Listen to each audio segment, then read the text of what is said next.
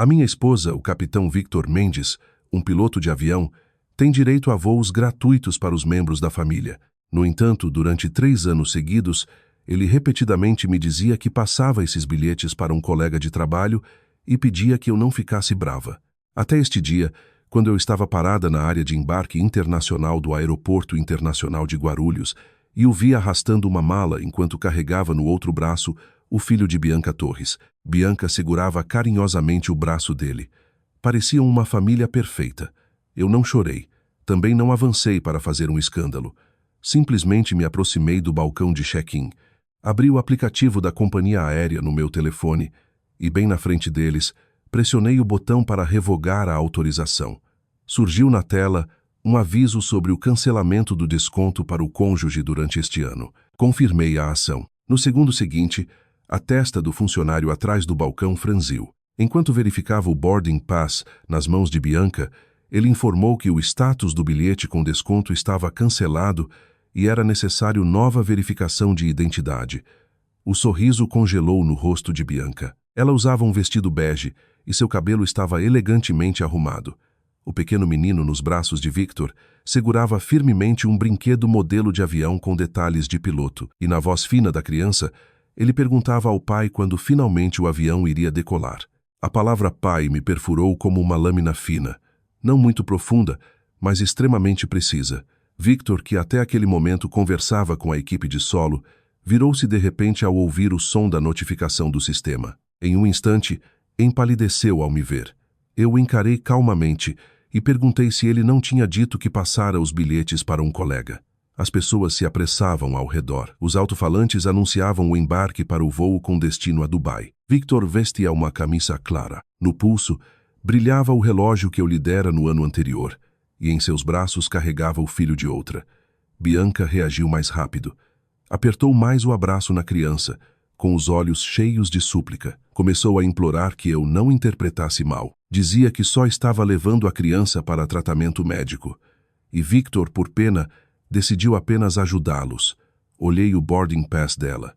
Abaixo do nome estava escrito Bianca Torres, e abaixo do tipo de bilhete estava claramente indicado que ela era uma acompanhante, um membro da família do funcionário. Sorri de forma irônica e perguntei: por que era necessário usar o meu direito legítimo ao bilhete como esposa para um tratamento médico? Victor se aproximou rapidamente. Baixou a voz e pediu que eu não fizesse uma cena no aeroporto. Apontei a tela do meu telefone para o gerente de turno sênior, Dante, e pedi que realizasse a verificação de identidade conforme os regulamentos.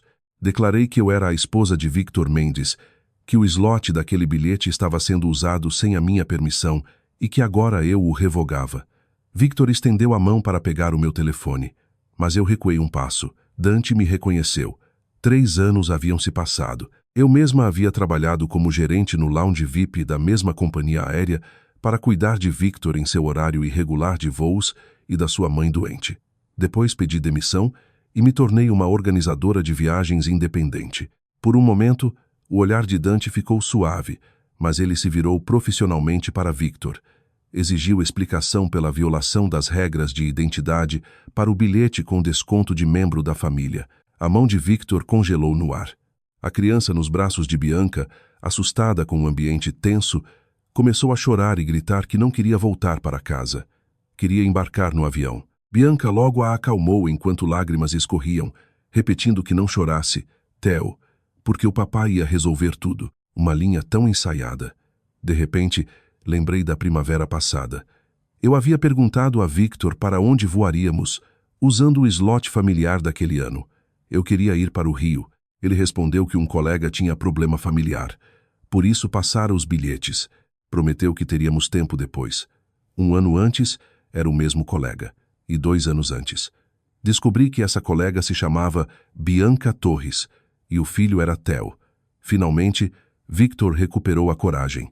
Sua voz endureceu. Perguntou se eu entendia as consequências de revogar a autorização, pois isso acionaria uma investigação na divisão de controle interno.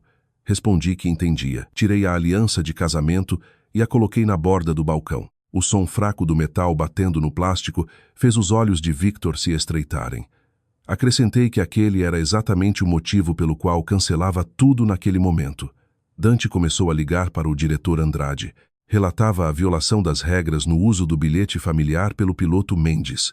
O rosto de Bianca ficou branco como papel. Ela se escondeu com a criança atrás de Victor, perguntou tristemente se havia causado problemas para ele e se ofereceu para não prosseguir. Victor automaticamente a protegeu com o próprio corpo. Aquele gesto dizia mais que qualquer palavra. Olhei para ele e disse em voz alta que a primeira reação dele foi o desejo de proteger. Lá, ele se virou e, com tom acusador, disse que havia uma criança presente e eu não deveria fazer confusão na frente de uma criança pequena. Na frente de uma criança pequena, abri a galeria no meu telefone e mostrei a ele as 3 fotos que eu acabara de tirar. Na primeira, Bianca segurava o braço dele. Na segunda, a criança abraçava o pescoço dele e o chamava de pai. Na terceira, um close do bilhete de membro da família. Perguntei a Victor por que ele não se lembrara de que eu era a esposa dele quando abraçava o filho de outra e usava o meu slot de bilhete para voos internacionais. Ele ficou em silêncio. Naquele momento, o telefone dele tocou. Na tela apareceu o nome do diretor da divisão de controle interno, diretor Ferreira. Victor olhou a tela e todo o sangue sumiu do seu rosto. O que ele mais valorizava no mundo era a licença de piloto, as oportunidades de promoção e seu status de jovem capitão, bem-sucedido aos olhos da família. Ele sempre me dizia que na profissão deles, a reputação devia ser impecável. Por isso, durante todos aqueles anos, cuidei da mãe dele. Mantive o relacionamento com a família dele. Gerenciei o orçamento. Paguei a hipoteca e resolvi todas as brigas familiares. Achei que éramos uma verdadeira equipe, só agora percebi que eu era apenas um porto seguro para ele. Enquanto o mundo que ele queria mostrar a Bianca e ao filho dela continuava, o telefone não parava de tocar. Victor não atendia. Olhou para mim e, pela primeira vez, havia pânico na voz. Sugeriu que nos afastássemos para conversar. Acusou-me de levar a situação a um desastre. Eu me curvei. Peguei a aliança de casamento do balcão. Coloquei-a na bolsa e respondi que ele que havia trazido tudo aquilo até ali. Depois olhei para Dante e pedi que seguisse rigorosamente os regulamentos. Dante assentiu. Informou a Bianca que o check-in dela estava suspenso e pediu a Victor que permanecesse para explicar os acontecimentos. Os alto-falantes anunciaram novamente o fechamento do embarque para o voo com destino a Dubai. Bianca entrou em pânico. As lágrimas caíam ainda mais. Ela se desesperava. Perguntava a Victor o que fariam agora, porque a reserva do hotel para Theo já estava paga. Reserva de hotel. Então não era uma ajuda de última hora. Olhei para Victor, mas ele evitou meu olhar. Isso foi suficiente para mim. Virei-me para sair, mas Victor segurou meu pulso. Implorava que eu o ouvisse. Baixei o olhar para a mão dele. Ele não soltava. De repente, Theo gritou para mim que eu era uma tia má e que aquele era o papai dele. A esposa dele, na boca da criança, havia se tornado uma tia má. Forcei para soltar minha mão. Disse a Victor que até agora eu achava que nosso amor havia simplesmente acabado, mas agora eu sabia que havia muito tempo outra pessoa morava no nosso casamento. O rosto dele ficou extremamente pálido. O telefone parou de tocar e recomeçou. Desta vez ele atendeu. Não ouvi o que foi dito, mas Victor respondeu rouco ao diretor Ferreira que iria imediatamente explicar. Os joelhos de Bianca fraquejaram. Ela se apoiou no balcão. A criança chorava. Victor me olhava e, pela primeira vez, o verdadeiro fracasso se refletia em seus olhos. Não porque ele havia me machucado, mas porque o mundo dele começava a desmoronar. Quando Victor me alcançou no estacionamento subterrâneo, eu já estava sentada no carro. Ele forçou a porta do passageiro e sentou ao meu lado. Gritou, perguntando o que eu queria conseguir com aquilo. Abri a dashcam e o gravador de voz no meu telefone. Em todos aqueles anos, eu havia aprendido algo. O que uma pessoa diz com raiva está muitas vezes mais perto da verdade do que suas palavras quando está calma. Ele não percebeu. Todos os pensamentos dele giravam em torno da ligação da divisão de controle interno. Começou a me culpar. Gritava que se o uso do desconto fosse considerado violação dos regulamentos, tirariam sua promoção daquele ano e talvez o suspendessem dos voos até o fim da investigação. Coloquei o cinto de segurança e respondi calmamente que ele já sabia disso, mas mesmo assim arriscou. Olhei meu reflexo no para-brisa. Meu rosto estava pálido, mas meu olhar permaneceu firme. Lembrei a ele que não fui eu quem violou as regras. Ele ficou em silêncio e depois conteve a raiva. Começou a explicar que Bianca só queria levar a criança para respirar ar puro. Os médicos recomendaram mudança de clima por causa da saúde frágil de Theo, e ele decidiu apenas ajudar. Perguntei se naquela ajuda era necessário que a criança o chamasse de pai. Ele respondeu que a criança não entendia, e Bianca também não. Esfregou o nariz e o tom suavizou. Lembrou que estávamos casados há 6 anos, e eu devia saber que tipo de pessoa ele era. Garantiu que não havia nada entre ele e Bianca. Virei-me para ele e perguntei então o que havia entre eles. Ele ficou em silêncio por alguns segundos e depois contou que a havia ajudado nos anos difíceis da escola de aviação. Eles eram próximos, e depois o casamento dela desmoronou. Ela ficou sozinha com o filho e ele não conseguia abandonar. Lá, eu ri. Disse que se ele não conseguia abandoná-la, havia me traído por muitos anos. Dera a ela os meus bilhetes e permitira que a criança o chamasse de pai. O rosto dele se contraiu. Pediu que eu não falasse mais sobre o que a criança dissera. Peguei meu telefone, abri o app da nossa conta bancária conjunta e mostrei o histórico de transações dos últimos 3 meses. Estavam listadas 3 transferências regulares de R$60 mil cada. A descrição era aluguel de apartamento, e o destinatário era Bianca Torres. Entreguei o telefone a ele e perguntei se aquilo também era só ajuda. Os olhos de Victor começaram a se agitar. Disse que acabara de chegar à cidade e não tinha onde ficar. Quando perguntei por que não me contara, respondeu que tinha medo de que eu pensasse coisas. Respondi que se ele não tivesse escondido, eu não pensaria nada. Com raiva, ele abriu o botão da gola da camisa. Declarou que não me reconhecia porque eu não era assim antes. Antes, o que eu era antes. Quando ele voltava de voos noturnos, eu esquentava o jantar dele às 2 da madrugada. Quando a mãe dele quebrou a perna, cancelei meus compromissos e fiquei com ela no hospital por 2 semanas. Quando ele voava no Natal, eu mesma ia à casa da família com presentes. Pegava as roupas dele na lavanderia, cuidava dos processos para as comissões médicas, acompanhava as mudanças na escala de voos. Antes eu não perguntava, não fazia confusão e não exigia nada. Por isso ele achava que eu sempre esperaria fielmente.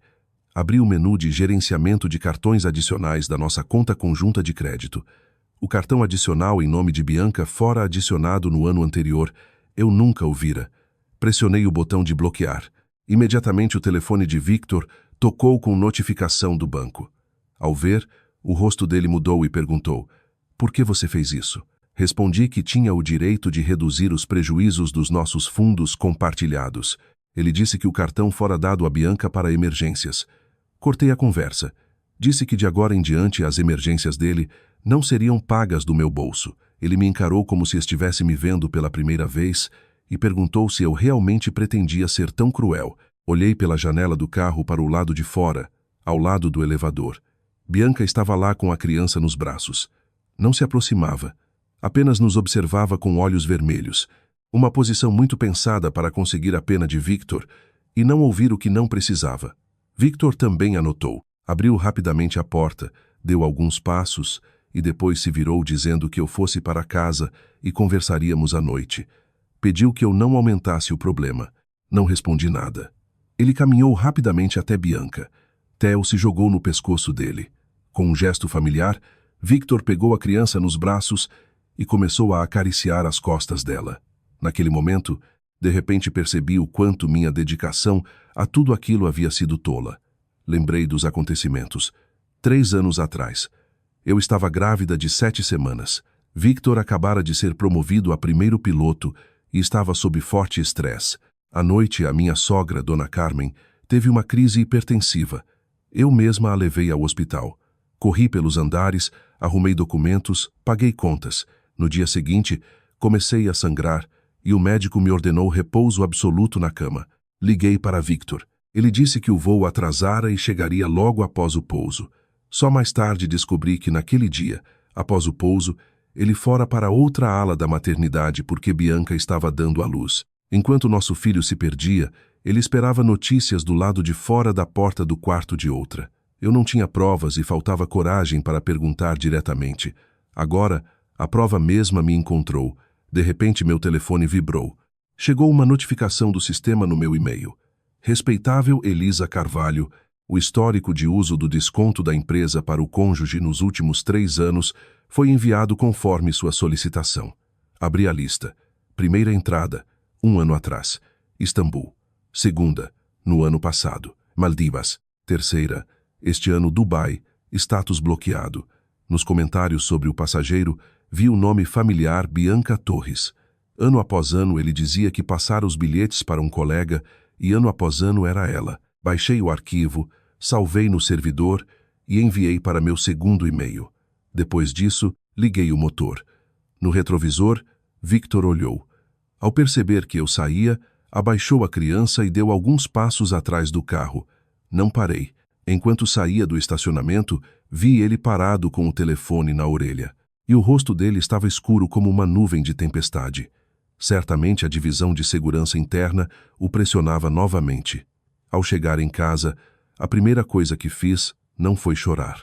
Peguei as chaves do cofre. Durante 6 anos de casamento, eu cuidava dos documentos importantes. A escritura do imóvel, o contrato de empréstimo, extratos bancários, recibos do hospital de Dona Carmen, uma cópia do meu cartão médico com um resumo de alta sobre o aborto e uma carta manuscrita de Victor. Isso fora 4 anos atrás, quando Bianca retornara a São Paulo pela primeira vez.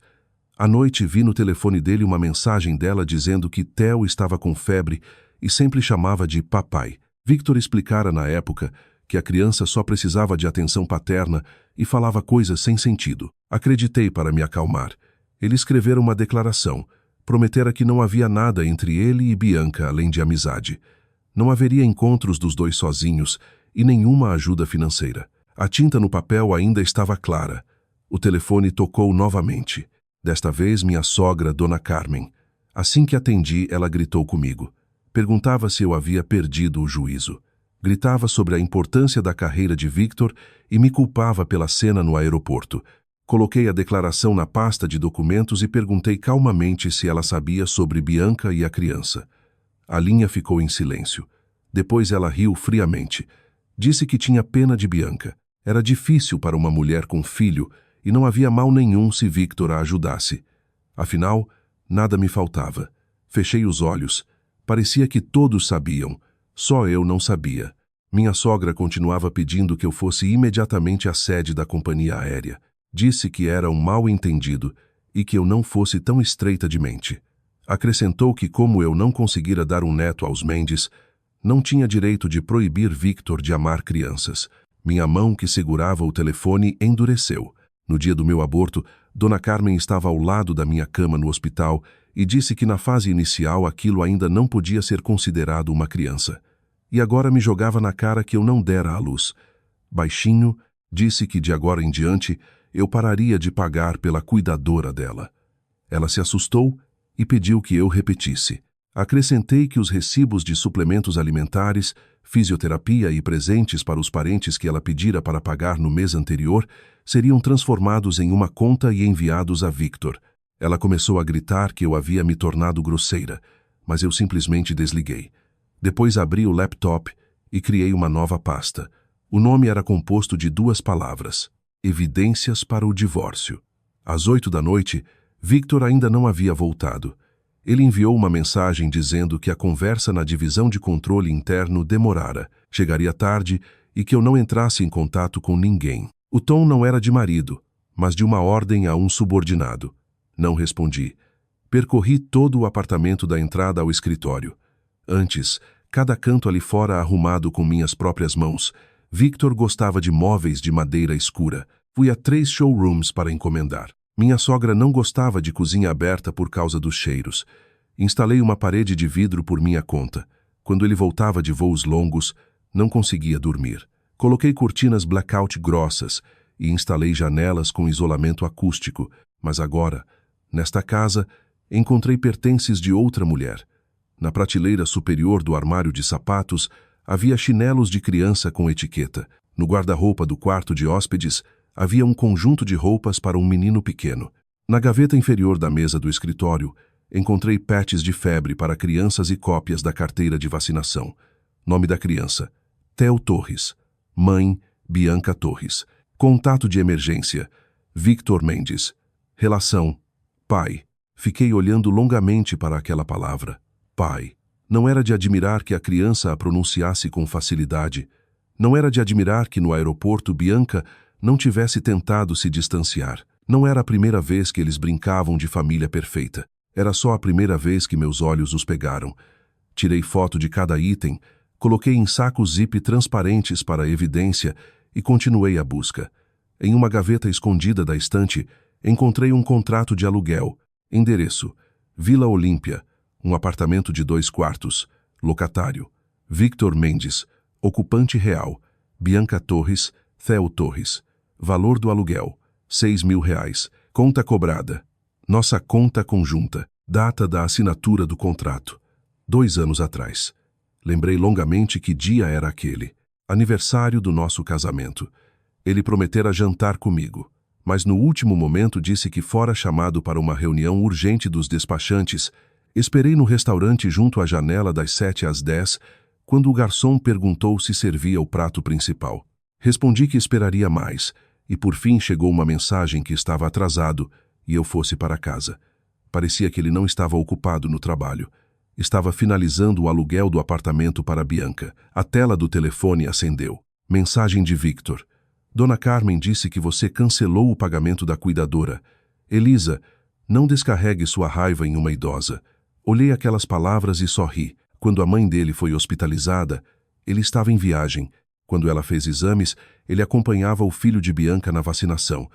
Quando ela precisou de reabilitação, fui eu quem conversei com o hospital e paguei pelos serviços da cuidadora. E agora, quando parei de pagar, ele chamava de descarregar raiva. Respondi que de agora em diante, cada um cuidaria dos próprios pais. Coletei para a mãe dele e enviaria naquele mesmo dia. Ele ligou imediatamente. Não atendi. Abri o extrato bancário e comecei a marcar cada transação. Aluguel do apartamento de Bianca, exames médicos de Theo, pagamento inicial do hospital da mãe de Bianca, aulas de desenvolvimento para a criança, remédios importados e até 1 ano de passe em um parque de diversões familiar. Cada linha parecia uma provocação. Estávamos casados há 6 anos por causa da minha saúde frágil após o aborto. Eu continuava em tratamento e ele dizia que não precisávamos nos apressar, que estávamos felizes só nós dois. Achei que ele me protegia, mas descobri que há muito tempo levava o filho de outra para cursos de desenvolvimento. A campainha tocou enquanto eu transferia os extratos para uma planilha. Achei que era Victor. Ao abrir a porta, vi Bianca. Ela trocara de roupa. Seus olhos estavam vermelhos. Segurava Theo pela mão. A criança abraçava um brinquedo de avião. Bianca não esperou minhas palavras. Disse baixinho que queria conversar. Bloqueei a passagem e respondi que ela não era bem-vinda ali. Ela mordeu o lábio. Admitiu que sabia que eu estava brava, mas Theo estava muito assustado e continuava chorando. Chamava de papai. Acrescentou que Victor ainda estava sendo interrogado na empresa e ela não tinha para onde ir. Olhei as chaves na mão dela. Ela percebeu meu olhar e nervosamente apertou os dedos.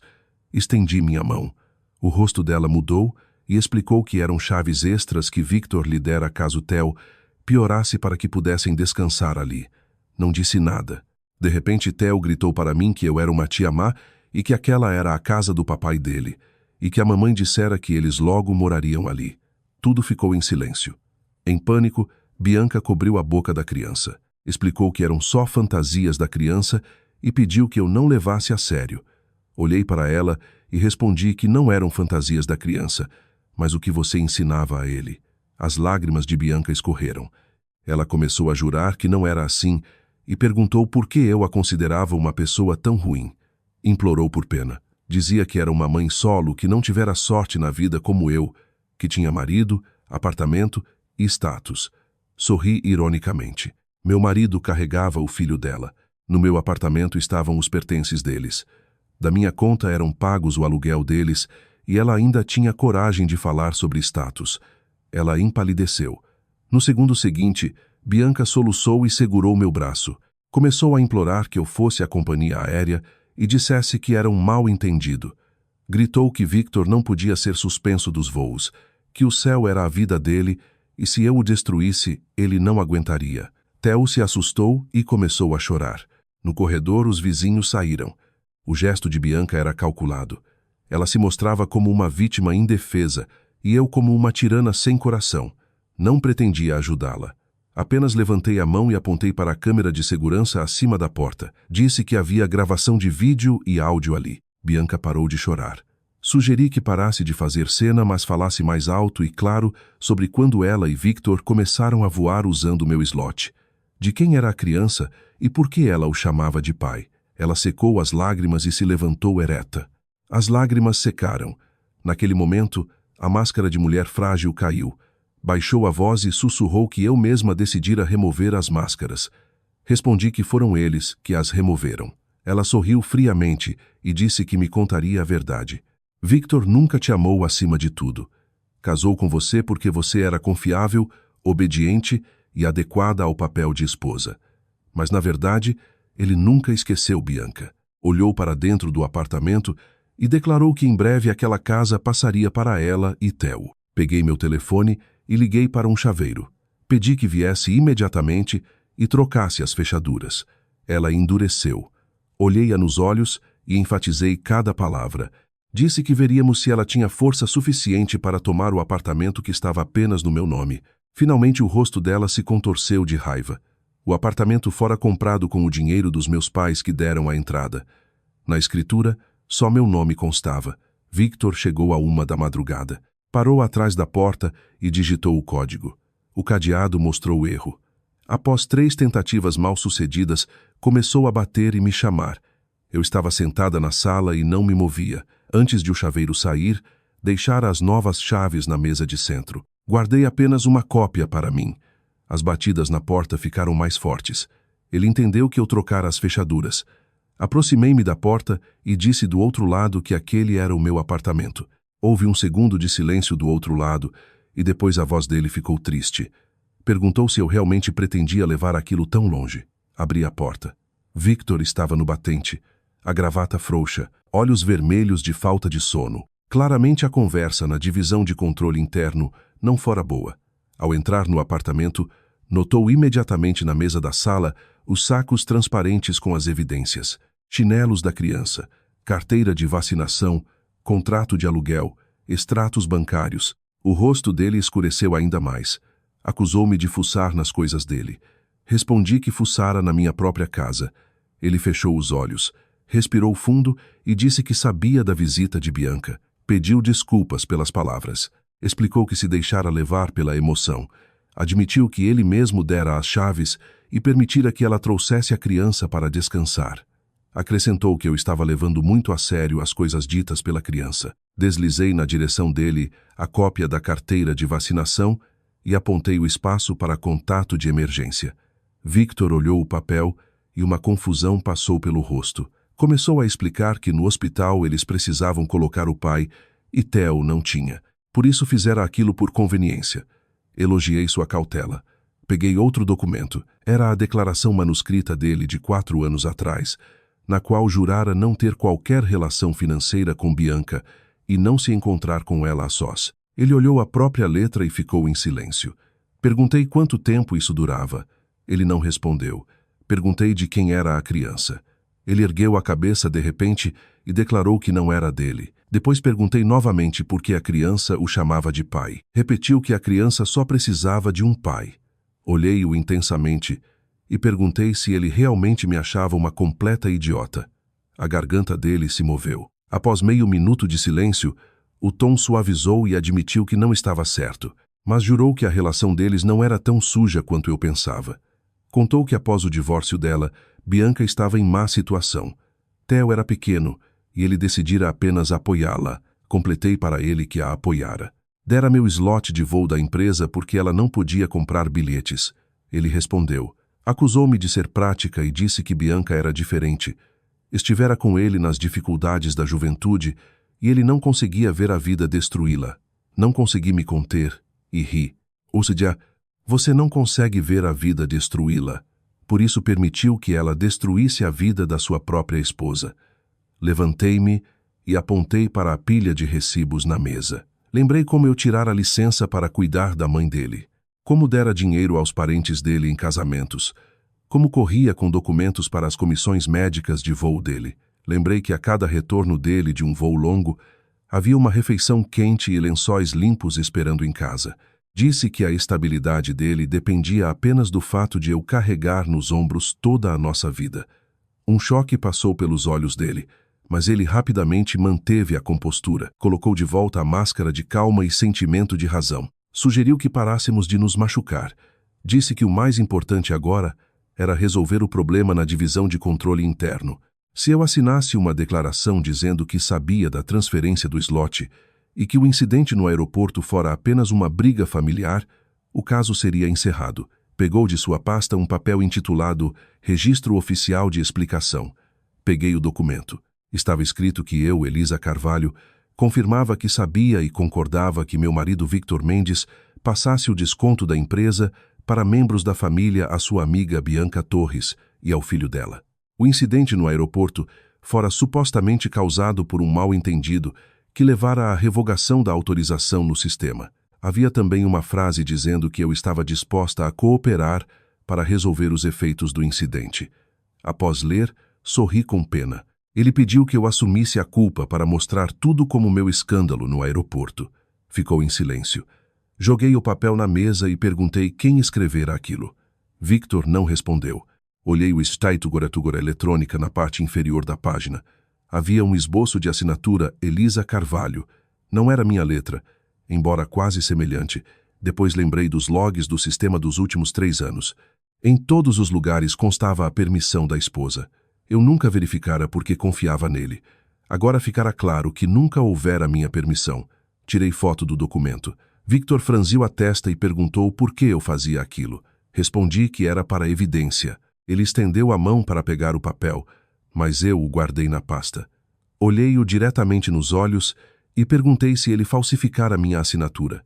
O rosto dele mudou imediatamente. Pediu que eu não falasse absurdos. Disse que ele mesmo cuidava das formalidades no sistema e eu não precisava me envolver.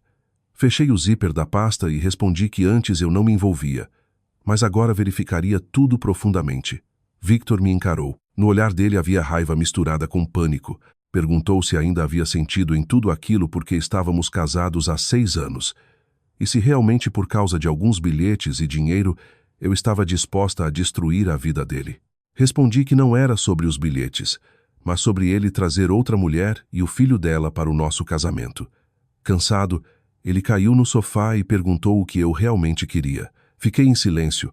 Não respondi imediatamente. Ele aproveitou minha pausa e o tom suavizou novamente.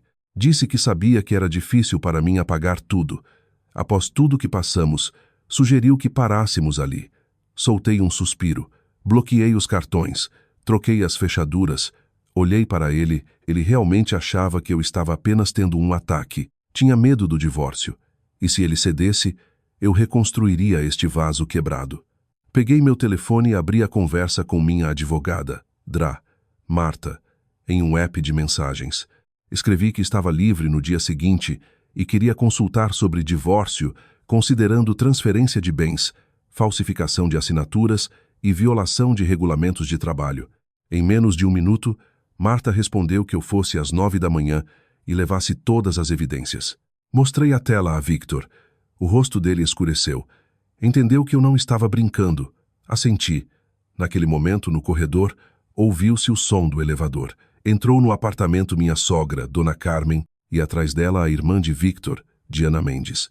Desde a porta, Dona Carmen começou a xingar. Acusava-me de falta de coração. Gritava que Victor só ajudara Bianca e eu pretendia denunciar. Diana sorriu friamente também. Dizia que não era de admirar que o irmão não quisesse voltar para uma esposa sem coração. Olhei para aquela família e senti um completo silêncio. Peguei o cartão médico e abri a página com a entrada sobre o aborto. Olhei para Dona Carmen e disse que, como eles me chamavam de sem coração, lembremos de quem foi o motivo pelo qual perdi meu filho. 3 anos atrás. A voz de Dona Carmen parou de repente. O que ela mais temia era que eu lembrasse daquela situação. Não por pena, mas por culpa. Naquela noite, quando a pressão dela subiu, Victor voara para um voo para Londres, sem sinal para ele. Eu, grávida, a carreguei nos ombros até o elevador e fiquei com ela na emergência até às 3 da madrugada. Quando fui pegar água, minha barriga começou a doer. O médico ordenou que eu deitasse, mas Dona Carmen me proibiu de ligar para meus pais. Declarou que a gravidez não era uma doença e Victor tinha um trabalho importante que não devia ser perturbado. No dia seguinte, tive um sangramento forte. A criança não foi salva. Victor chegou à noite. Me abraçou e pediu perdão. Achei que pedia perdão pelo nosso filho. Só mais tarde descobri que, ao chegar, fora primeiro para a ala da maternidade onde Bianca estava. Naquele mesmo dia, Theo nascera.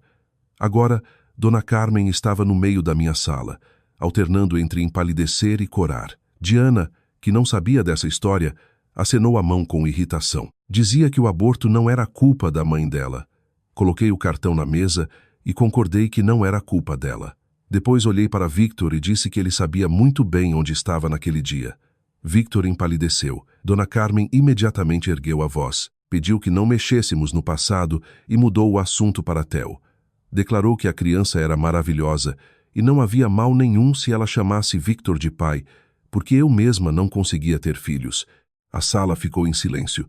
Victor franziu a testa e repreendeu a mãe. Finalmente entendeu que aquelas palavras haviam ultrapassado todos os limites, mas era tarde. Peguei da mesa a lista de gastos. Informei a Dona Carmen que durante todo o casamento, para o tratamento dela, cuidadoras, presentes para parentes e outras coisas, gastei dos meus próprios fundos R$ 1 milhão. Ela se assustou e perguntou: "Por que você está contando isso?" Respondi que não pagaria mais. Ela se irritou, lembrou que eu era a nora dela. Fui curta e disse que em breve não seria mais. Diana explodiu. Não conseguia acreditar que eu realmente queria o divórcio. Declarou que um homem como o irmão dela, um piloto, era o sonho de muitas mulheres. Olhei para ela e acrescentei que entre muitas estava Bianca Torres. E então Diana ficou em silêncio. Com raiva, Dona Carmen bateu a mão na mesa e ordenou que eu fosse no dia seguinte à noite para um jantar familiar na casa deles. Pedisse desculpas a Victor na frente de todos os parentes e depois fosse à empresa e assinasse a declaração. Sorri ironicamente e perguntei o que aconteceria se eu não fosse. Ela ameaçou que não se controlaria nas palavras. Respondi que ela nem se controlava. Apontou para mim com o dedo trêmulo. Finalmente Victor interveio e pediu à mãe que saísse. Dona Carmen se recusou. Por Raigonto Tarreira, Raigonto eu não parasse de destruir a carreira dele. Cansado, Victor disse que cuidaria de tudo. Depois olhou para mim com uma ameaça oculta na voz e disse que eu fosse no dia seguinte para o jantar familiar para esclarecer tudo. Assenti e concordei. Os dois se surpreenderam. Claramente não esperavam que eu cedesse tão facilmente. Nos olhos de Victor passou um alívio. Achou que se eu fosse, significava que ainda havia chance de consertar tudo. O que eles não sabiam era que eu sabia que o jantar familiar era o lugar perfeito para o meu grande finale. Antes eles consideravam naturais meus sacrifícios. Agora era a hora de mostrar aos parentes quanto eu realmente carregara nos ombros. À noite, cheguei à casa dos Mendes no horário marcado.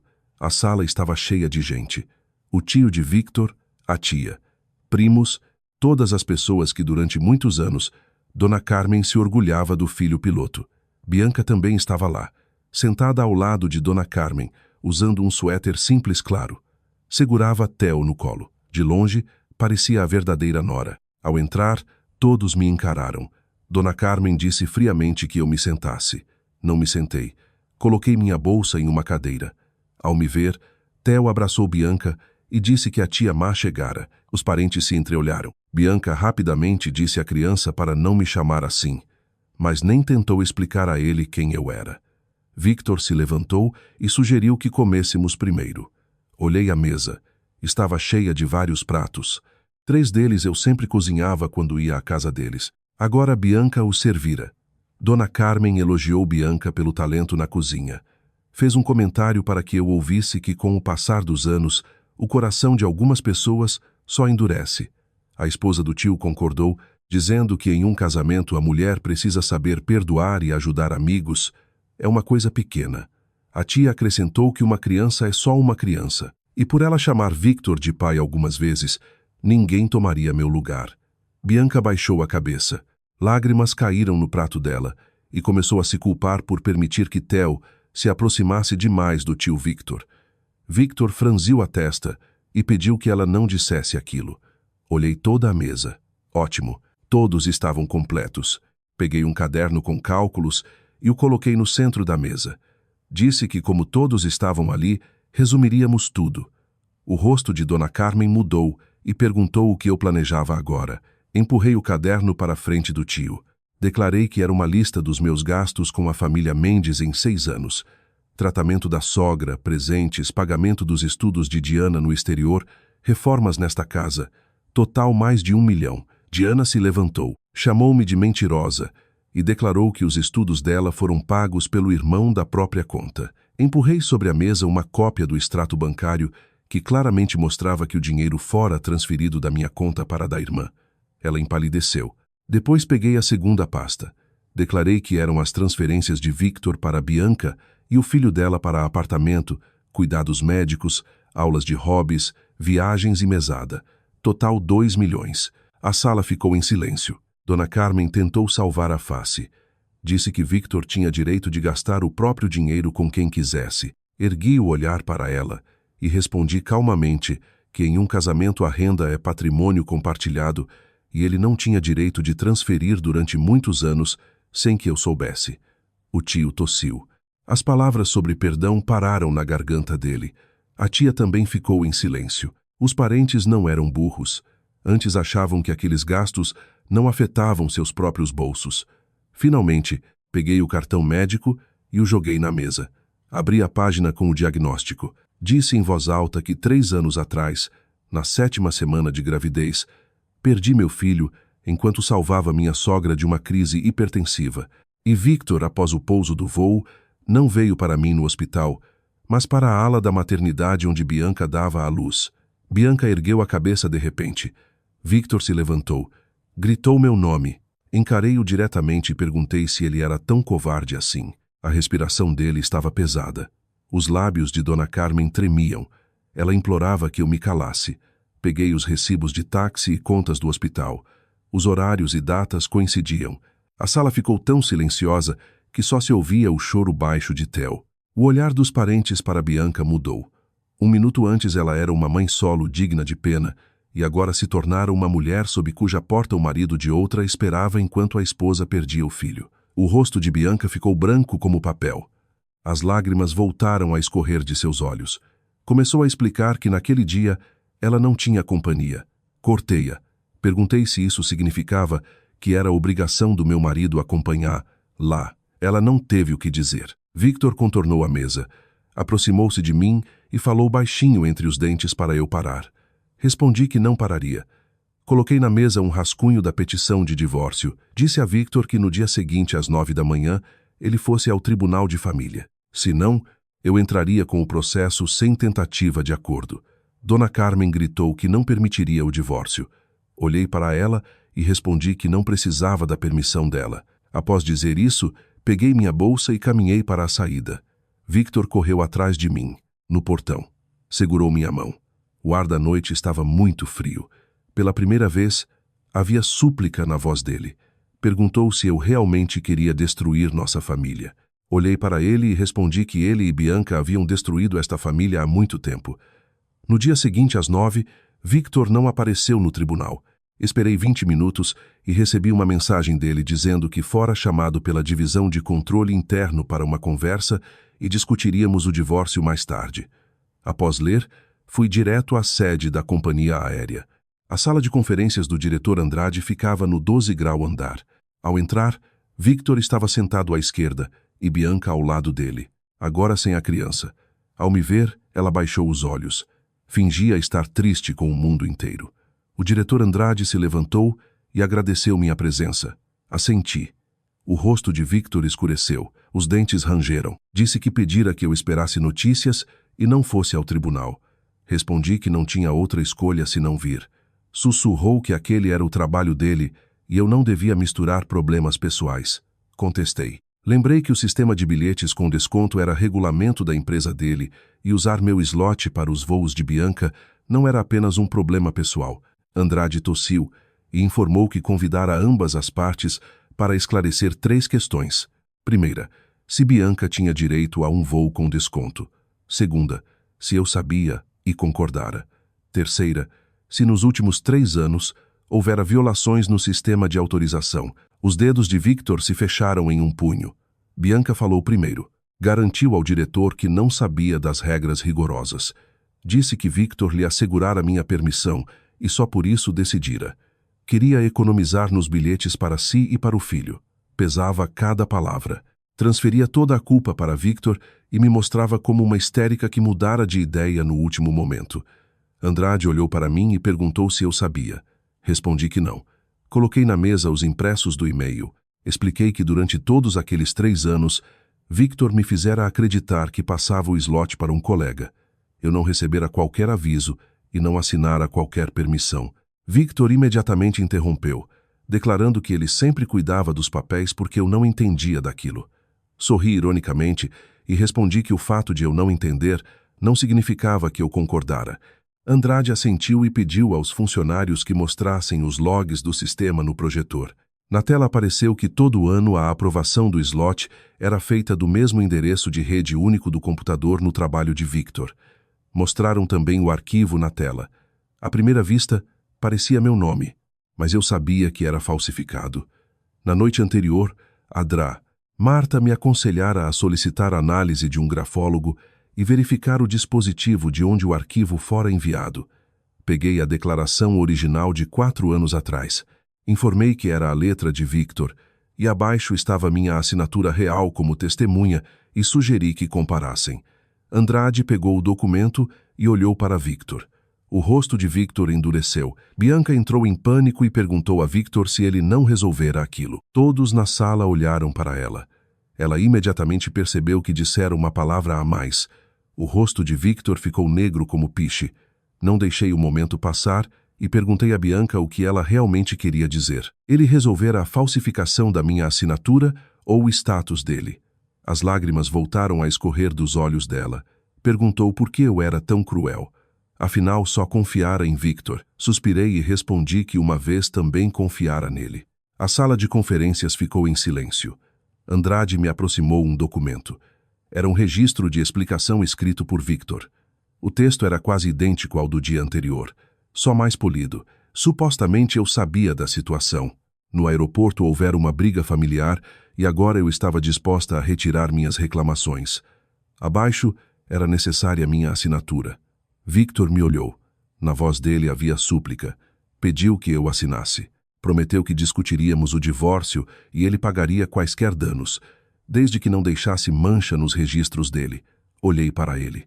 Esse homem era bom em negociar. Sabia que eu o amara e achava que podia comprar meus princípios. Jogava com sentimentos antigos. Peguei uma caneta. Nos olhos de Victor brilhou esperança. Bianca também respirou aliviada. No segundo seguinte, escrevi em grandes letras no texto sem permissão e devolvi o papel. Victor franziu a testa. Declarei que cooperaria com a investigação da empresa e entregaria todas as evidências que tinha. Coloquei na mesa um pendrive. Mencionei o que continha.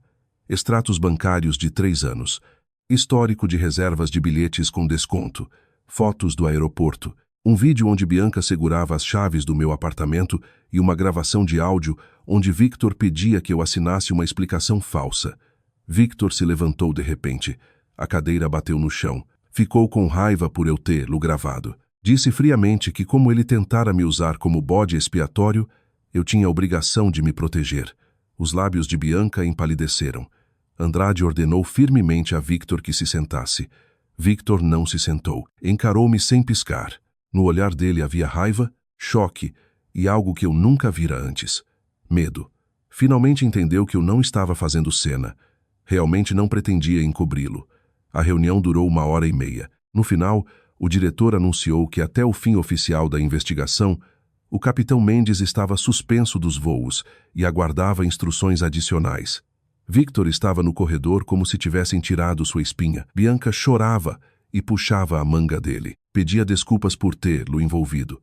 Desta vez, ele não correu para consolá-la. Olhou para mim e perguntou se eu estava feliz. Guardei os documentos na bolsa e respondi que ainda não. O olhar dele tremeu. Acrescentei que ele ainda não assinara os documentos do divórcio Victor se encontrou comigo em uma cafeteria perto do tribunal, mas não para pedir perdão, e sim para me entregar o acordo de settlement para assinar. Ao chegar, ele já estava sentado junto à janela. Na mesa havia 2 xícaras, café preto e café com leite. Antes ele sempre lembrava que eu tomava café com leite e pouco açúcar. Agora o café esfriara. Ele aproximou os papéis. Abri a primeira página. O apartamento para ele. O carro para ele. As economias permaneceriam na conta de quem estivesse. Eu desistia das reivindicações sobre o dinheiro transferido para Bianca. Prometia não divulgar os detalhes do divórcio à companhia, à imprensa e aos parentes. Motivo do divórcio: incompatibilidade de gênios. Após ler, quase ri. Perguntei se aquilo era um acordo de divórcio ou um acordo de confidencialidade. Ele parecia cansado. Declarou que, embora o apartamento estivesse no meu nome, pagáramos a dívida juntos. Ele precisava do carro para o trabalho e o dinheiro dado a Bianca ele devolveria aos poucos. Perguntei quanto. Ficou em silêncio por alguns segundos e respondeu que devolveria 200 mil. Fechei a pasta. 2 milhões ele gastara com Bianca e o filho e me oferecia 200 mil. Começou a explicar que muito dinheiro fora para a criança e ela não tinha culpa. Concordei que a criança não tinha culpa, mas perguntei por quê. Então o dinheiro meu desaparecera sem rastro. Ele franziu a testa e disse que antes eu não era tão calculista. Olhei para ele e achei engraçado. Quando uma mulher não conta o dinheiro, é chamada de esposa perfeita. E quando começa a contar, vira uma bruxa calculista. Peguei o acordo preparado pela minha advogada e passei a Victor. A cada página lida, o rosto dele escurecia mais. O apartamento permaneceria comigo. Pelo carro, ele me pagaria compensação. Os 2 milhões transferidos a Bianca, ele era obrigado a devolver. O dinheiro gasto com a mãe dele, onde havia evidências nas mensagens, seria considerado dívida e cobrado. Pela lei, proibiu de me pedir para assinar documentos falsos, e se as falsificações de assinaturas trouxessem consequências legais à empresa, ele mesmo responderia por isso. O último ponto dizia que após o divórcio cortaríamos todo o contato, e ele prometia não me perturbar mais. Victor colocou os documentos na mesa e perguntou se eu contratara uma advogada. Assenti. Perguntou se eu realmente queria destruí-lo. Perguntei calmamente qual ponto exato o colocava contra a parede. Ele não teve resposta. Continuei explicando que não reivindicava bens dele anteriores ao casamento, não tomava o apartamento dos pais dele e não pedia perdão de joelhos. Só queria recuperar meu apartamento, meu dinheiro e minha boa reputação. Isso não se chamava destruição, chamava-se limites. Ele me olhou longamente. De repente o olhar suavizou. Perguntou baixinho se realmente chegáramos a esse fim. Admitiu que se sentia culpado por Bianca, porque ela estivera com ele nos momentos difíceis. E quando ela retornara após o divórcio com o filho, ele cedera à pena. Peguei a xícara e respondi que não era pena, mas ganância. Ele se surpreendeu. Expliquei que ele queria garantir um suporte estável e conforto em casa, e ao mesmo tempo queria que Bianca o olhasse com admiração. Acariciava o ego dele como salvador, não queria soltar nenhum de nós. Por isso me traíra. Ele empalideceu. Vi que acertara o ponto e ele não tinha o que dizer quando o telefone tocou de repente. Era a Dra, Marta. Atendi e a voz dela ficou muito clara. Disse que encontraram uma transferência de 500 mil para a operação da mãe de Bianca no ano anterior. O dinheiro saíra da nossa conta conjunta com descrição de treinamento para pilotos. Coloquei no modo alto-falante. Victor franziu a testa. Marta continuou. Além do contrato de aluguel do apartamento na Vila Olímpia, havia um anexo sobre direito de primeira compra após 3 anos. E como pagador, Victor também constava. Olhei para Victor e perguntei se ele planejava comprar o apartamento dela. Ele evitou o olhar e murmurou que era só uma opção de backup do orçamento compartilhado. Uma opção de backup para outra mulher. A voz dele tremia. Explicou que na época a mãe dele adoecera e Bianca estava desesperada. Assenti e disse que quando abortei, eu também estava desesperada. Ele ergueu a cabeça de repente. Desliguei a ligação. As pessoas na cafeteria começaram a olhar para nós.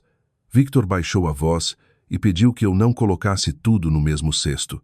Aproximei o acordo e respondi que não fui eu quem misturou tudo. Foi ele quem colocou nos meus ombros Bianca com filho, a mãe dele, a irmã e toda a carreira dele. Ele olhava os documentos, mas não assinava. Não o apressei. Ao me levantar da mesa, dei-lhe 3 dias. Disse que se em 3 dias não assinasse, nos encontraríamos no tribunal sem acordo. Quando eu estava na saída, ele perguntou de repente se eu queria o divórcio há muito tempo. Virei-me. Nos olhos dele brilhou dor. Engraçado. Os traidores sempre querem fingir que foram abandonados pela vítima quando tudo é revelado. Respondi que não. Não faz muito tempo. Encarei-o diretamente nos olhos. Disse que aconteceu no dia do aeroporto, quando o vi carregando o filho dela e ela segurando o braço dele. Naquele exato momento, entendi que não precisava mais dele. Ele não encontrou resposta. Empurrei a porta e saí. O vento bateu no meu rosto. Respirei fundo.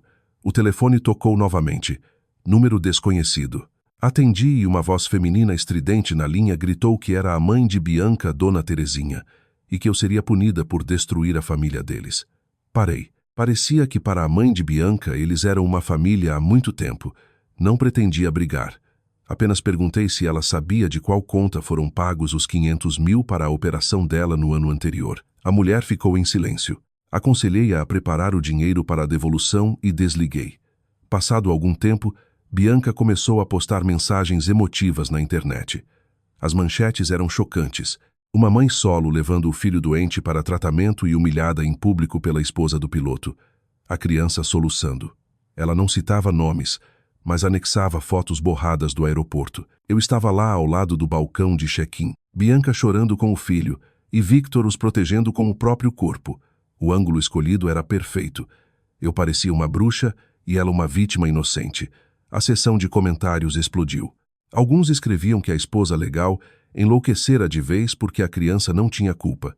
Outros se perguntavam por que o piloto não ajudara simplesmente uma mãe solo e lamentavam o ciúme das mulheres. Havia quem encontrara a foto de Victor de uniforme. Diziam que um homem bonito certamente não ajudaria sem interesse. Diana me enviou o post com ironia. Perguntava se eu estava feliz porque eu mesma aumentara o escândalo, e agora tinha que engolir. Não respondi a ela. Encaminhei o link a Dra. Marta. Ela respondeu imediatamente. Pediu que eu não deletasse nada porque autenticaria as capturas de tela em cartório e acrescentou que precisávamos solicitar imediatamente as gravações das câmeras do aeroporto. Fui ao aeroporto. Dante me esperava no balcão de check-in. Desde a porta, disse que naquele mesmo dia notara que algo estava errado porque não era a primeira vez que Bianca voava usando meu slot. Levou-me ao escritório. Conforme as regras, eles não podiam me dar as gravações diretamente, mas o advogado podia enviar uma carta oficial e o Departamento de Segurança compartilharia o vídeo para investigação interna. Sorri com um pedido. Dante acrescentou baixinho que as câmeras gravaram bem como a criança gritou papai e como Victor tentou pegar meu telefone. Agradeci a ele. Ele suspirou e disse tristemente que quando eu trabalhava no lounge VIP, todos sabiam como eu cuidava do Capitão Mendes. Quando a mala dele quebrava, eu mesma corria para consertar. Quando a mãe dele fazia barulho durante a inspeção, eu a acalmava. Quem imaginaria que ele faria isso? Sorri e respondi que eu mesma não imaginaria. Ao sair do aeroporto, recebi uma ligação de Andrade. Informou que a empresa sabia sobre o tumulto nas redes sociais e pediu que eu não publicasse dados internos. Garantiu que o departamento de controle resolveria tudo. Respondi que não pretendia tornar público informação confidencial da empresa. Mas Bianca me difamava e eu defenderia minha honra. Após uma breve pausa, Andrade prometeu fornecer todas as evidências necessárias. Se eu levasse ao tribunal, era suficiente para mim. Durante o dia, Marta enviou a Bianca uma demanda pré-litígio para remover as informações falsas, emitir um pedido público de desculpas e parar de difamar minha reputação. Bianca ligou rapidamente para mim. Desta vez, não fingiu. Disse maldosamente que eu era cruel demais. Enquanto organizava as pastas de evidências, respondi que estava longe dos talentos de atuação dela. Ela suspirou. Declarou que um papel de advogado não me assustaria. As pessoas estavam do lado dela. Eu era a esposa rica de um piloto em um grande apartamento e ela uma pobre mãe solo. Era claro quem a multidão teria pena. Sugeri que esperasse e visse. Ela gritou que eu tinha inveja porque ela tinha um filho. Parei de digitar no teclado e disse que uma criança não é um escudo. Ela ficou em silêncio e depois, em tom frio, Ordenou que eu não tocasse em Theo. Respondi que não pretendia, mas o fato de ela usar o filho como escudo não a livrava da responsabilidade por seus atos. Ela desligou. À noite, um novo vídeo apareceu na internet. A manchete era ainda mais afiada. Esposa de piloto cancela bilhete, criança, histérica. O vídeo estava editado. Deixava apenas o momento em que Theo gritava sobre a tia má. Nenhuma palavra sobre como ele chamava Victor de pai. Nenhuma imagem do bilhete de membro da família nas mãos de Bianca. Ao ver, fiquei ainda mais calma. Quanto mais ela se descontrolava, mais medo tinha da gravação completa. Adrá, Marta imediatamente entrou com um pedido para notarial de preservação de evidências. No dia seguinte, mostraram-nos as gravações das câmeras. Sentamos no escritório e olhamos a tela no vídeo. Victor carregava Theo, Bianca pendurada no braço dele, e depois os três se aproximaram do balcão de check-in. O funcionário perguntou se voavam com desconto familiar. Victor assentiu. Bianca sorriu e respondeu: sim, somos uma família. Meus dedos endureceram. Uma família. Ela disse isso de forma tão natural. Depois Theo gritou: papai, e Victor baixou a cabeça e respondeu. Não corrigiu, mas respondeu. Marta pausou e disse que aquela parte era suficiente para destruir as histórias dela na internet. Pedi que não publicasse o vídeo ainda. A advogada me olhou. Expliquei que esperaríamos a audiência na empresa porque queria que as máscaras deles caíssem no momento em que tentassem salvar as faces. À noite, Victor chegou ao nosso apartamento. Parou do lado de fora da porta, mas não conseguia entrar. A chave não encaixava. Ligou para mim e disse que não pedira a Bianca para escrever aquelas histórias na internet. Perguntei, e agora? Prometeu que a forçaria a remover. Respondi que os advogados já cuidavam disso e não precisava da ajuda dele. Ele ficou em silêncio por muito tempo e depois disse que Theo fizera exame de sangue hoje. Eu ia desligar, mas me contive. A voz de Victor estava muito fraca ao dizer que não podiam ter o mesmo tipo sanguíneo ele e a criança. Fechei os olhos. Uma grande ironia. Ele destruíra minha vida por aquela criança durante muitos anos. E só agora começava a duvidar de ser o pai. Disse que era problema dele e de Bianca. Nervosamente perguntou se eu sabia disso antes. Respondi que não sabia e não me importava. Disse que parecia que ela o enganara. Ri ironicamente e disse que se ela o enganara ou não, não mudava o fato de que ele me enganara. A linha ficou em silêncio por muito tempo. Finalmente disse: Elisa, me perdoe. Aquela frase eu esperara por muitos anos. No dia do aborto, no dia em que vi pela primeira vez a mensagem de Bianca, no dia da confusão no aeroporto. Mas ao ouvi-la agora, percebi que era tarde, tardíssimo. Respondi que guardasse aquelas palavras para a audiência disciplinar e desliguei. No dia da audiência, chovia forte enquanto eu dobrava o guarda-chuva. Entrei no prédio da sede da companhia. Victor já estava lá. Vestia um terno escuro, não uniforme. Antes ele adorava usar o uniforme de piloto. Forte, confiante, o homem mais confiante em qualquer multidão. Agora estava no fim do corredor, ombros curvados. Ao me ver, por um momento os olhos dele brilharam, mas logo sumiram. Pronunciou meu nome. Mas parei 2 passos dele e o chamei de Capitão Mendes. Ao ouvir aquele chamado oficial, ele empalideceu. Perguntou baixinho se realmente precisávamos ser tão estranhos um com o outro. Respondi que nos tornamos estranhos no dia em que ele embarcou Bianca no avião sob meu nome. As portas da sala de conferência se abriram. Andrade nos convidou para entrar. Além da divisão de controle interno, estavam representantes do esquadrão de voo, departamento de recursos humanos e departamento jurídico. Bianca também chegou. Parecia mais cansada e nos olhos dela via-se desespero. Ao lado dela estava sentada a mãe, Dona Terezinha. Ao me ver, olhou feio. Murmurava que eu destruía a filha dela. Andrade franziu a testa e pediu silêncio. A audiência começou. O representante de controle leu os fatos. Nos últimos 3 anos, 3 vezes o slot da empresa de Mendes fora usado para voos de Bianca Torres e do filho em Istambul, Maldivas e Dubai. A autorização fora feita às escondidas sob a falsa permissão da esposa do endereço IP de trabalho de Mendes. Descoberta a falsificação da assinatura digital. Victor estava sentado com a cabeça baixa e em silêncio. Andrade virou-se para Bianca perguntando se ela sabia que não tinha direito ao desconto de funcionário. Bianca falou imediatamente, dizendo que não sabia, e Victor lhe dissera que a esposa concordara. Explicou que achava que era só um desconto para amigos, e como mãe solo queria apenas economizar. Olhei para ela, ainda tentando escapar. Andrade perguntou a Victor se Elisa Carvalho dera permissão oficial. Victor ergueu a cabeça e olhou para mim. Naquele instante notei a hesitação dele. Ainda pensava se eu deixaria uma saída para ele escapar. Se eu teria pena de Bianca se ele salvasse a carreira. Após alguns momentos, disse que antes eu não me envolvia nesses assuntos. Andrade franziu a testa e ordenou que respondesse diretamente. Victor fechou os olhos e admitiu que não houvera permissão direta. Bianca virou-se para ele de repente. Pronunciou o nome dele, mas ele nem olhou. Percebi que não era despertar da consciência, mas apenas o peso das evidências que ele não conseguia mais negar. Quando chegou minha vez, levantei-me e conectei o pendrive no projetor. O primeiro arquivo era a gravação completa do aeroporto. Na tela, Bianca segurava a mão de Victor e sorrindo dizia: "Sim, somos uma família." A sala ficou em um silêncio ensurdecedor. Bianca empalideceu e a mãe se levantou, gritando que ela errara ao falar. O segundo arquivo era a carteira médica de Theo, contato de emergência. Victor Mendes, relação, pai. Terceiro arquivo, logs de autorização de 3 anos. Quarto, análise das assinaturas falsas. Quinto, transferências bancárias.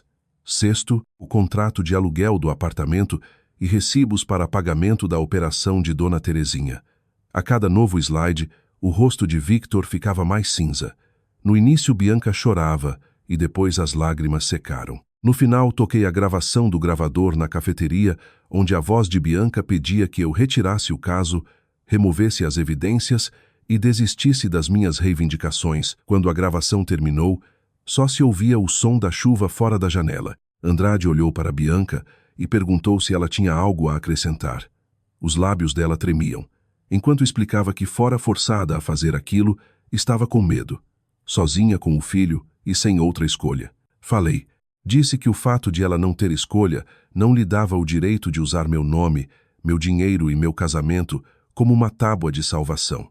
Ela olhou para mim e pela primeira vez havia ódio escondido nos olhos. Perguntou: "Por quê?"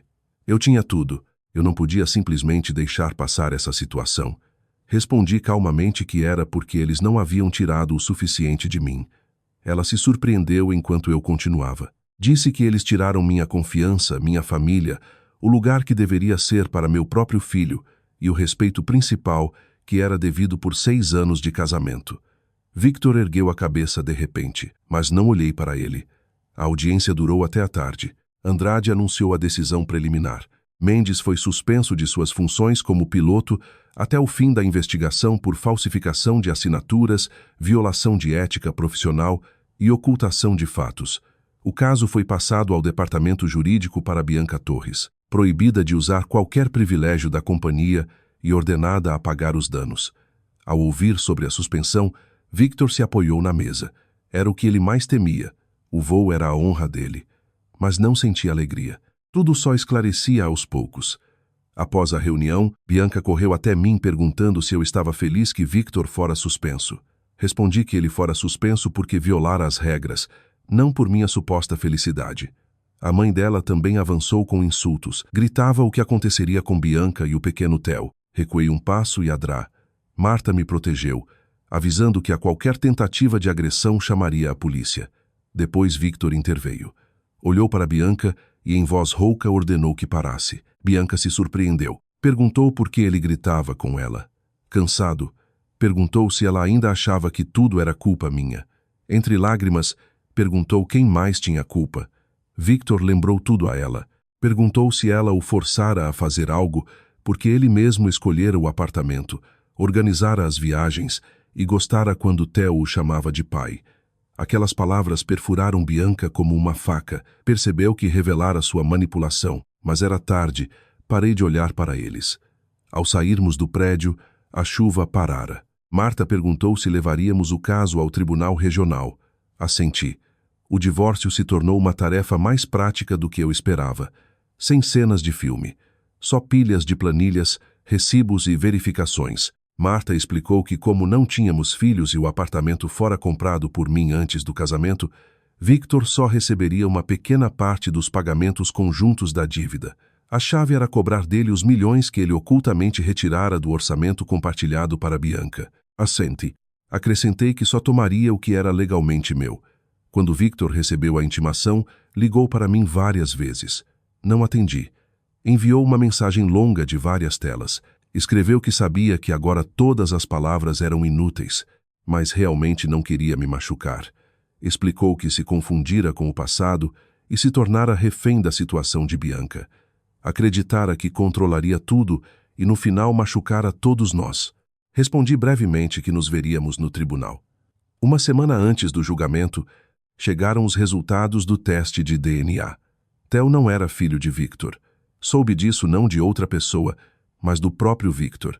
Ele me enviou uma foto do resultado com legenda, dizendo que eu o fizera de idiota. Não respondi. O fato de ele ter virado palhaço fora construído sobre minha própria dor. A traição de Bianca era problema só dele, mas o fato de ele ter me traído era meu problema. Aquelas duas verdades não invalidavam uma a outra de forma alguma. No dia do julgamento, Dona Carmen também compareceu ao tribunal. Ela envelhecera ainda mais, cabelo bagunçado. Ao me ver, tentou segurar minha mão. Implorava que eu não guardasse rancor pelas coisas que dissera antes, porque Victor já sofrera o suficiente com a suspensão, o tribunal e o resultado do DNA. Retirei minha mão e pedi que me chamasse de C.A. Carvalho. Ela parou e perguntou se eu era realmente tão cruel. Olhei-a nos olhos e respondi que quando ela jogara na minha cara a falta de herdeiro, fora ainda mais cruel. Os lábios dela tremeram, mas ela não disse mais nada. No tribunal, Victor estava sentado à minha frente. Ele estava muito magro, tinha olheiras. Não estava barbeado. Não me olhava mais com confiança como antes. Parecia um homem que perdera as chaves na frente de uma porta fechada para sempre. O juiz perguntou se as partes ainda tinham chance de acordo. Victor ergueu o olhar com esperança imediatamente. Disse firmemente que não. Os olhos dele ficaram vermelhos. O juiz me perguntou se minha decisão era final e pediu os motivos. Entreguei os arquivos do caso onde estavam as evidências de longa traição, desperdício oculto de bens compartilhados, falsificação de assinatura, uma relação secreta com outra mulher e a completa destruição da confiança. Victor baixou a cabeça e não contestou. A questão da divisão de bens demorou, mas no final o apartamento ficou comigo. Paguei a ele compensação pela parte dos pagamentos da dívida. Mas após deduzir os 2 milhões gastos com Bianca, o valor final ficou muito pequeno. Dividimos o valor do carro. O tribunal ordenou que Bianca emitisse um pedido público de desculpas pela difamação e pagasse as custas do processo. Ao ouvir a sentença, Dona Carmen se levantou. Perguntava o que aconteceria com Victor agora que ele perdera o emprego e ainda precisava pagar. O juiz a silenciou. Olhei para ela e disse que quando Victor transferia centenas de milhares para ela, ela não perguntava de onde seria pago. Ela caiu na cadeira. Ao sair do tribunal, Victor me perseguiu na rua. Parei nas escadas. Em voz rouca, admitiu que tudo acabara entre ele e Bianca, que ela o enganara e Theo não era filho dele. E só agora entendia quem realmente o amava. Olhei para ele. Se ele tivesse dito isso 3 anos atrás, talvez eu tivesse chorado. Agora, só sentia pena. Respondi que ele realmente não entendera quem o amava. Quando ela o deixou, você só lembrou que eu nunca o traí. Ele empalideceu. Tentou negar, mas eu o cortei firmemente. Acrescentei que ele não me amava, só estava confortável porque eu resolvia todos os problemas dele. Lágrimas apareceram nos olhos dele. Tentou segurar minha mão. Prometeu que mudaria. Pedia uma segunda chance e encorajava a recomeçar. Disse que eu sonhava com viagens. E assim que ele voltasse, me levaria pelo mundo todo, e o desconto de funcionário seria só meu. Olhei a mão dele. 6 anos atrás, ele segurava minha mão, prometendo me mostrar o mundo todo. Depois, durante muitos anos, passeara outra mulher pelo mundo todo. E agora dizia que o slot todo seria só meu. Mas eu não precisava mais. Forcei para retirar minha mão. Respondi calmamente que ainda visitaria muitos países, mas não usaria mais o desconto dele. Ele tremia como se tivesse levado um choque e endureceu. Virei-me e saí. Atrás de mim, ouvi o soluço contido de Dona Carmen. Victor não me seguiu mais. Naquela noite, Bianca publicou um pedido oficial de desculpas. Admitiu que publicara informações distorcidas sobre o incidente no aeroporto que levaram à difamação do meu caráter. O texto não era honesto, mas eu não me importava com a sinceridade dela. O importante era que finalmente as coisas eram chamadas pelos nomes certos. Alguns dias após a sentença do divórcio se tornar definitiva. Ao receber o documento, não chorei. Só troquei o nome dele nos meus contatos para Victor Mendes e depois o deletei completamente. Um mês após o divórcio, fui novamente ao aeroporto não para procurar Victor, mas para embarcar em um avião com destino à Islândia. Eu sonhara com essa viagem há muito tempo. Antes, a cada menção à Islândia, Victor respondia que precisávamos esperar por uma escala mais estável. Só mais tarde descobri que todo o tempo livre dele e os bilhetes gratuitos eram tomados por Bianca. Desta vez, comprei um bilhete sozinha. Durante toda a viagem, sem qualquer desconto ou slot gratuito. Eu não era mais um apêndice de ninguém. Enquanto caminhava no saguão de embarque com a mala, olhei o painel de informações. Mostrava um filme da companhia com pilotos. Victor não estava lá. Dante me contara uma vez que Mendes ainda estava suspenso. Recebera uma reprimenda severa com rebaixamento. Removido o status de capitão e transferido para um trabalho em terra no treinamento. Para alguém cuja vida e honra dependiam de voar, isso era um castigo pior que qualquer multa. Bianca também se mudara do apartamento na Vila Olímpia porque não tinha como pagar. A dívida pela operação da mãe pendia sobre ela como um fardo. Ela não conseguia mais sustentar a imagem de uma mãe decente e indefesa. E sobre Theo, não me informei mais. A criança não tinha culpa, mas a inocência da criança não pode ser uma justificativa eterna para o mal dos adultos. Eu estava na fila para o check-in. Dante me notou e sorriu, acenou. Perguntou se eu voaria de férias e para onde desta vez. Quando respondi que para a Islândia, os olhos dele brilharam de admiração. Entreguei meu passaporte. Enquanto iniciava o check-in, ele parou de repente e disse que no sistema ainda aparecia o vínculo do meu perfil como esposa do funcionário Mendes. Perguntou se eu confirmava a remoção. Disse que removessem completamente. Ele assentiu. Digitou um comando no teclado e aquela conexão foi permanentemente cortada. Entregou-me o boarding pass. Desejou uma boa viagem. Olhei-o. Nome: Elisa Carvalho. Tipo de passageiro: adulto. Sem qualquer nota sobre ser membro da família. Era lindo. Virei-me para a segurança quando de repente alguém me chamou de trás. Elisa. Não precisava me virar para reconhecer aquela voz. Victor estava parado a alguns metros. Usava uma jaqueta comum, sem mala da companhia, uniforme ou detalhes de piloto. Parecia mais quieto e simples que antes. Parei. Ele se aproximou e o olhar foi para o boarding pass na minha mão. Perguntou se eu voaria de férias e se estava sozinha. A garganta dele se moveu. Mencionou que antes eu sempre pedia para ele me levar. Respondi que o antes acabara. Ele riu amargamente e admitiu que fora informado que eu removera o perfil familiar do sistema. Lembrei a ele que estávamos divorciados. Ele respondeu baixinho que sabia, mas ao receber a notificação do sistema, de repente lembrou o momento em que fora promovido a capitão e prometera me levar todo ano em viagens de avião. Não respondi. Dos olhos dele. Disse aquilo novamente. Pediu perdão. Desta vez, disse muito baixo. Não implorava para retirar as acusações. Não pedia para assinar qualquer papel. Não me sabotava com obrigações de trabalho, mãe doente, destino de Bianca ou da criança. Era um simples me perdoe. Mas um último pedido de perdão é como um boarding pass vencido. Prova que houve um voo, mas não te leva mais a lugar nenhum. Dos alto-falantes, ecoou o anúncio para o embarque do meu voo. Victor perguntou de repente se realmente não tínhamos nenhuma chance mínima. Olhei para ele e diante dos meus olhos passaram as imagens. Bianca segurando o braço dele. A criança chamando-o de pai. Dona Carmen me culpando por ser estéril. Os parentes me pedindo para ser uma esposa humilde. O projetor na sala de conferências e as promessas dele fora do prédio do tribunal, de que de agora em diante os bilhetes seriam só meus.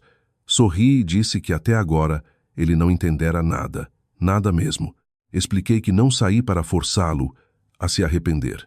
Apertei mais o boarding pass na mão e acrescentei que saí dele para finalmente começar minha própria vida. Uma lágrima triste escorreu pela bochecha dele. Não pretendia ficar mais. Puxei minha mala para a segurança. Desta vez, ele não tinha direito de me seguir. O funcionário do aeroporto verificou meu passaporte e o carimbou. Olhei pela última vez. Victor ainda estava no mesmo lugar enquanto viajantes passavam por ele.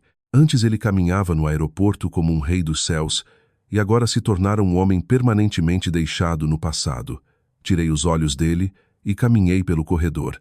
Atrás das enormes janelas, o avião lentamente rolava na pista. O céu ao longe ganhara a cor de um azul afiado e limpo. Lembrei como muitos anos atrás, no início do nosso relacionamento, ele me perguntara para onde eu mais queria ir no mundo todo. Respondi que para qualquer lugar desde que não o esperasse sozinha. Depois eu o esperei por tanto tempo, esperando os voos e retornos dele, esperando palavras de conforto dele, e pedindo que finalmente ele notasse o que eu passava. E só no final desta relação percebi que a vida de uma pessoa não é um saguão de chegada em um aeroporto. Nem todo voo atrasado vale a pena ser esperado com paciência. Quando o avião decolou do solo, olhei pela janela como São Paulo ficava cada vez menor. Não chorei. Só coloquei meu telefone no modo avião. Apoiei a cabeça no assento e fechei os olhos. Desta vez, eu não era mais esposa de ninguém.